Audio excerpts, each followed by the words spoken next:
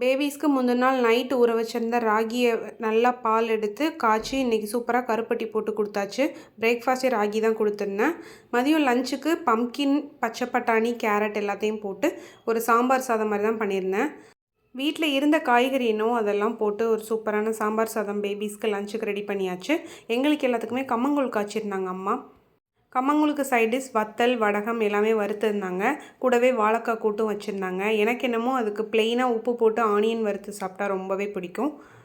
Onion கூட குடமிளகாவும் கொஞ்சம் இருந்தது. ஸோ அதெல்லாம் போட்டு ஃப்ரெஷ்ஷாகவே சூப்பராக மதியம் லஞ்சுக்கு கம்மங்கூழ் குடித்தாச்சு. என்னோடய ஃபேவரட் ரெசிபிலாம் கிடையாது. பட் லஞ்சுக்குன்னு செஞ்சாங்க அப்படின்னா 1 கிளாஸ் அல்லது 2 கிளாஸ் குடிச்சுப்பேன்.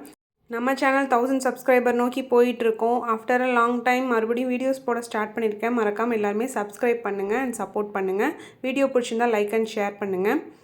நீங்கள் உங்கள் பேபிஸ்க்கு என்னென்ன லஞ்ச், டின்னர் அண்ட் பிரேக்ஃபாஸ்ட்லாம் கொடுத்தீங்க அப்படின்றத மறக்காமல் ஷேர் பண்ணுங்கள். உங்கள் வீட்டில் பேபிஸ்க்கு நீங்கள் என்ன மாதிரி ரெசிபீஸ்லாம் கொடுத்தீங்கிறதையும் ஷேர் பண்ணுங்கள். நானும் அதை ட்ரை பண்ணி பார்க்குறேன்.